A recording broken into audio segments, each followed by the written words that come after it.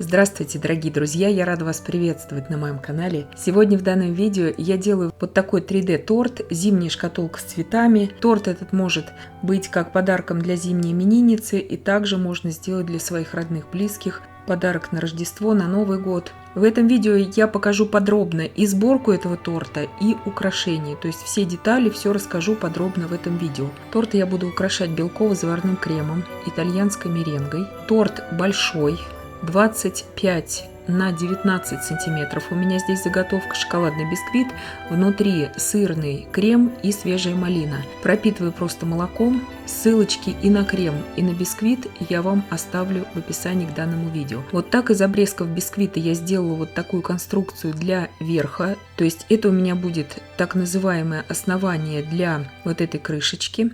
Я перевернула сразу, чтобы мне удобнее было брать эти коржи.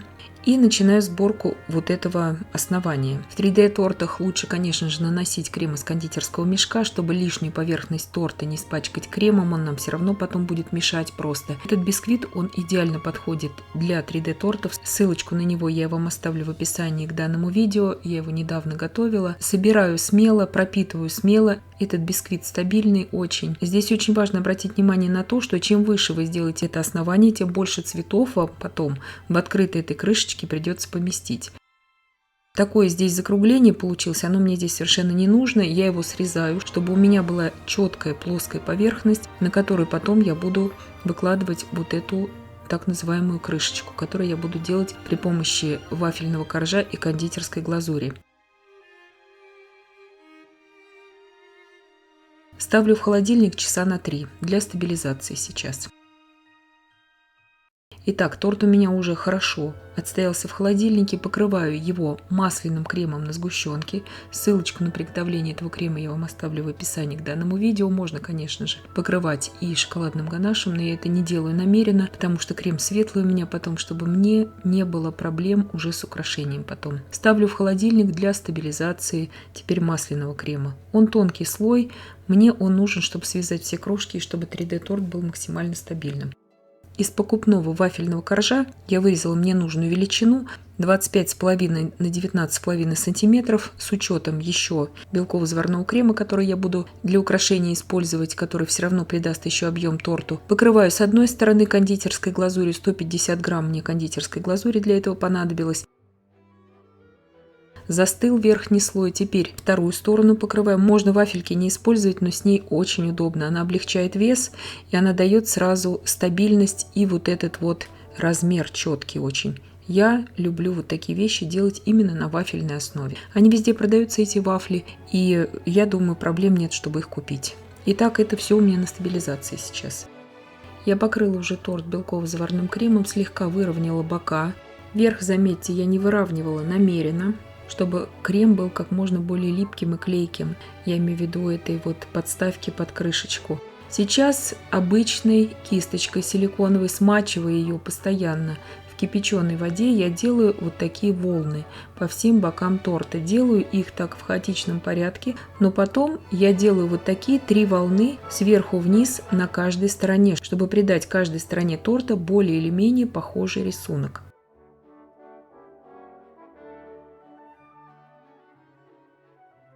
Теперь крышечка. Полностью она у меня застыла. Я имею в виду глазурь на ней.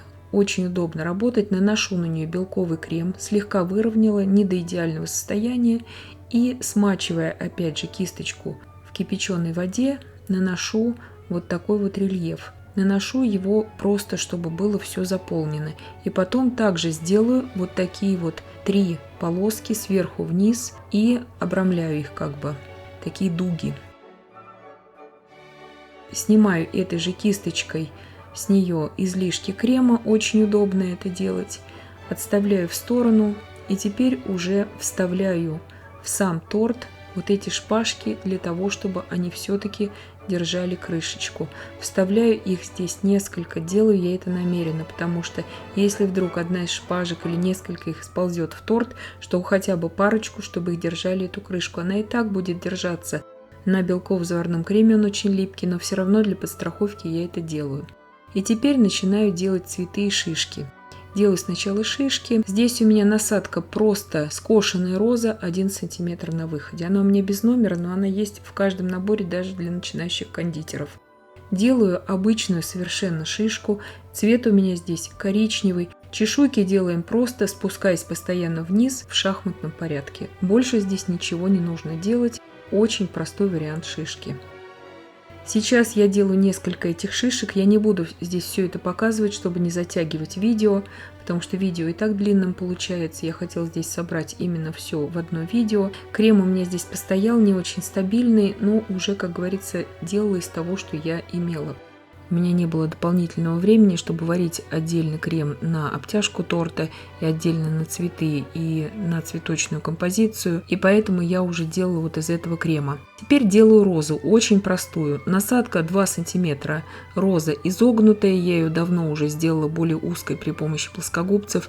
Делаю намеренно вот такие отрывистые лепестки, как бы угловатые, чтобы создавалось такое впечатление, что роза немножко такая полузамерзшая, такая какая-то уже застывшая. И делаю я их тоже из этого же коричневого цвета, просто смешала его с белым и особо не размешивала даже. Делаю я их несколько штук, этих роз. Выставляю сейчас уже на основании. Обязательно сзади я еще делаю полоску из белкового крема. Выставляю между ними шарики из глазури. Как сделать такие шарики, есть подробнейшие видео на моем канале. Выставляю последующие розы. Они у меня немножко отличаются по цвету. И это нужно для композиции, чтобы не смотрелось все таким одинаковым, как с конвейера. И здесь вверх вот этой вот полости я заполняю из насадок штамп.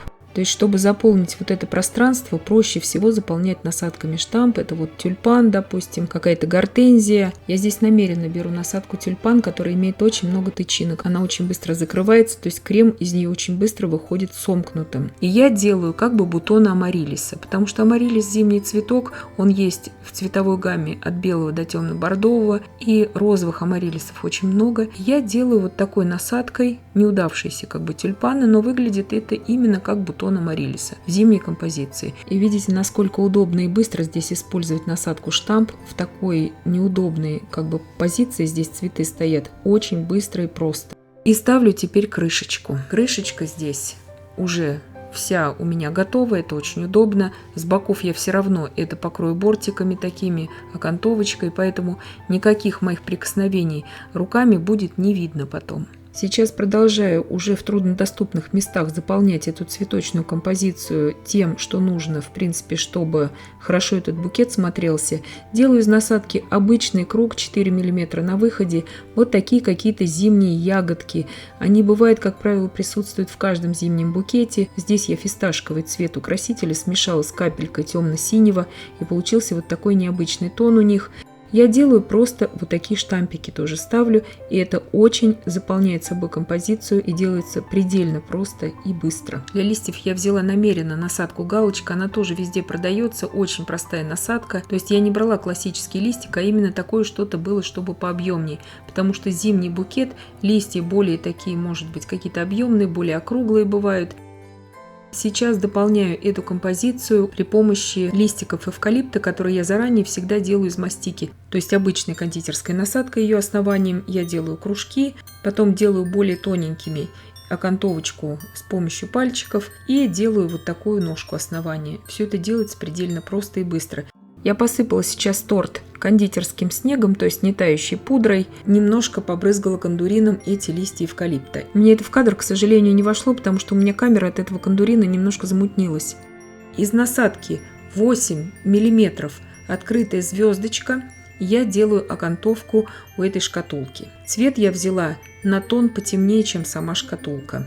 Цвет у меня здесь просто розовый, и я его просто смешала с черным, чтобы получился вот такой грязно-розовый цвет. Все это делается очень просто и быстро, и не видно здесь никаких наших вот этих вот прикосновений рук и так далее. То есть крышечку я выровняла совершенно мне комфортно на столе и просто поставила ее потом на торт. Я думаю, с этим каждый справится.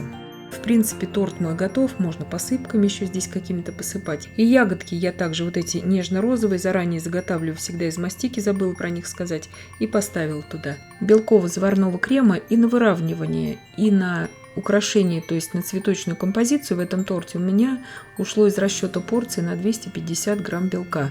Если учитывать здесь все те особенности сборки этого торта, украшения, которые я перечисляла в видео, в принципе, эта работа над этим тортом гораздо даже более простая, чем, допустим, сделать торт-букет. Именно в сборке и в украшении. И я надеюсь, что видео было полезным и познавательным. Подписывайтесь на мой канал, ставьте лайки, пишите комментарии. Я всем желаю больших успехов и до встречи в новых видео.